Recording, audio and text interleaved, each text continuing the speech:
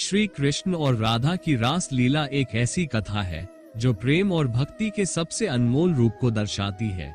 ये केवल एक धार्मिक कथा नहीं, बल्कि एक गहरी भावनात्मक कहानी है जिसमें कृष्ण और राधा के बीच के अदृश्य अपार प्रेम की परिभाषा है। गोपियां, विशेष रूप से राधा, कृष्ण के प्रेम में इस कदर खो जाती है कि वे अपने संसार की सारी चिंताओं को भूलकर बस कृष्ण के साथ रास लीला में लीन हो जाती है। रास लीला में कृष्ण ने अपनी बांसुरी की मधुर धुन से उन सबका दिल जीत लिया।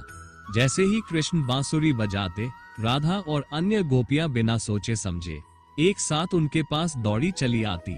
यह एक अजीब सा जादू था जो सिर्फ कृष्ण के प्रेम में समर्पित होने से आता था। राधा और कृष्ण का रिश्ता बहुत गहरा था। राधा, जो कृष्ण से बहुत कुछ पाने की उम्मीद नहीं रखती थी, बस उनका साथ चाहती थी। उनका प्रेम निस्वार्थ था। कृष्ण ने भी राधा को अपनी सबसे प्रिय मानते हुए उसे प्रेम, भक्ति और सच्चाई का रास्ता दिखाया।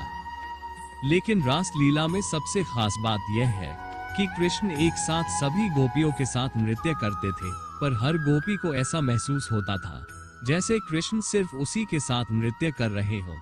क्या आपको यह नहीं लगता कि यह कृष्ण का दिव्य प्रेम था जो सभी को समान रूप से मिलता था, फिर भी हर किसी को ऐसा लगता था जैसे कृष्ण का दिल सिर्फ उसी के लिए है?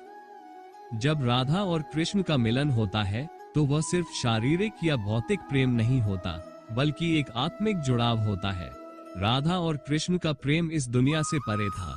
वह एक गहरे आंतरिक अनुभव का हिस्सा था जिसमें आत्मा और परमात्मा का मिलन होता था। राधा और कृष्ण की रास लीला हमें ये सिखाती है कि प्रेम में कोई भेदभाव नहीं होता, प्रेम की कोई सीमाएं नहीं होती, और जब दिल सच्चे प्रेम से भरा होता है तो हर मुश्किल आसान हो जाती है। राधा और कृष्ण का प्रेम सच्चे भक्ति और आत्मा के मेल का प्रतीक बन गया, जो हमें जीवन में प्रेम और समर्पण का वास्तविक अर्थ समझाता है।